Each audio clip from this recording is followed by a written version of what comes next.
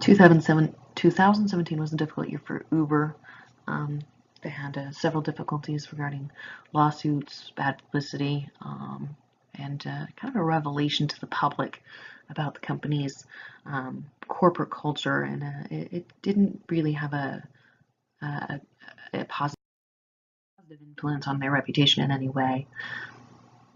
Some of their issues from 2017 include some criticism on the website and its strategy, several events in 2017, including a couple of lawsuits, one involving Waymo, formerly of Google, and also some criticism for a gray ball software that Uber was using.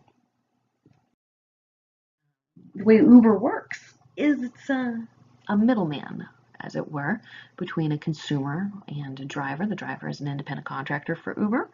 The driver uses his or her own vehicle, earns a fee for giving a consumer a ride. As it were, it seems simple. The Uber takes a portion of this fare by offering the driver access to its app. The app is what connects the consumer to the driver. According to its website, Uber's corporate mission is to make transportation easier. It's pretty much all that is discussed about their mission. They discuss their marketing options, carpool solutions, their delivery system, and their app, cargo transportation option, food delivery, and they also talk about their automated vehicle solution. Their website doesn't really comment on the company's culture, environmental commitment, or anything like that. There's no discussion about pollution or anything like that as far as use of vehicles, etc.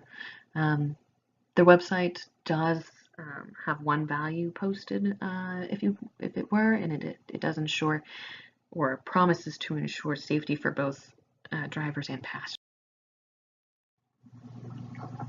Though Uber's troubles certainly predate 2017, they've had ethical troubles in the past. The press releases regarding their culture of ethics definitely hindered their reputation in 2017. The allegations of cultural complacency with regard to sexual harassment and their lawsuits, the cyber hack, things of that nature. There was actually quite a bit that happened in 2017 for kind of a snowball effect. Starting back in February of 2017, the Uber CEO had to issue an apology. He was caught on video arguing with one of his own Uber drivers about fare prices. A former employee and engineer, Susan Fowler, published a blog about her experience of sexual harassment and gender bias while she was employed at Uber. And her blog also discusses, her complaints to human resources and at the lack of reaction that received. The suggestion is made that because the manager she worked for was a high earner, that HR kind of allowed the behavior to continue. Waymo also sued Uber. This was for the theft of intellectual property. Waymo is the automated vehicle department of Google. It alleged that a former Google employee, now current Uber employee, stole plans from Google that Uber. In March of 2017, Uber executives were reportedly at a bar in 2014 that was also an escort bar. Some executives left the company amid the allegations of sexual harassment and misconduct. Uber's Grayball software is revealed. Apparently this is a software used to evade authorities. And there was an accounting error in 2017 that revealed that Uber took more than its fares in New York City. A Miami letter was released. This letter, penned in 2013, describes the list of rules employees were expected while partying in Miami. These were instructions regarding sexual activity and alcohol or drug use. Uber fired 20 people after an internal investigation regarding sexual harassment and misconduct was performed at Uber. One of their executives was fired after mishandling medical records of an Indian woman who was raped. In 2017, the Uber CEO stepped down. And also in this year, Benchmark Capital, one of Uber's venture capitalists, sued Uber for fraud because that CEO, before he stepped down, actually created new seats on the board of directors and then appointed himself to one of those seats. In September, Uber lost its license to operate in London. This was because of its use of Greyball, apparently. Also, it did not do London's reports safety checks for its drivers. Finally, in October, Uber paid off hackers $100,000 to cover up a cyber attack. With regard to the Waymo lawsuit, an Uber employee allegedly during the trial revealed that stealing trade secrets was acceptable behavior at Uber.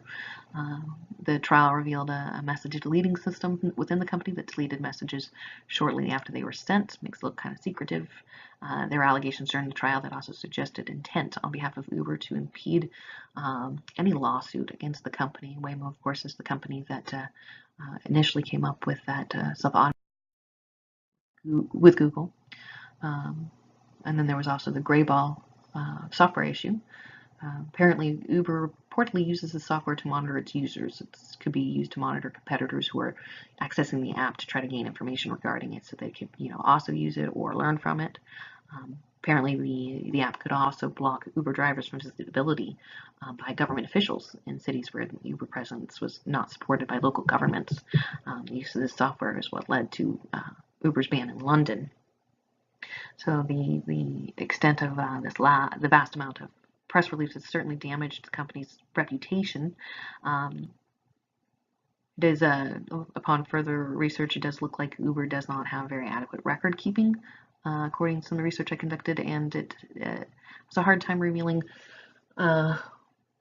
much of its I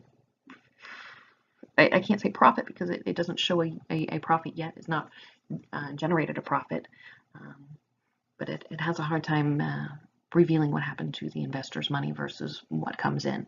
So it doesn't have very good record keeping as far as finances, and it's certainly hindering the company's reputation.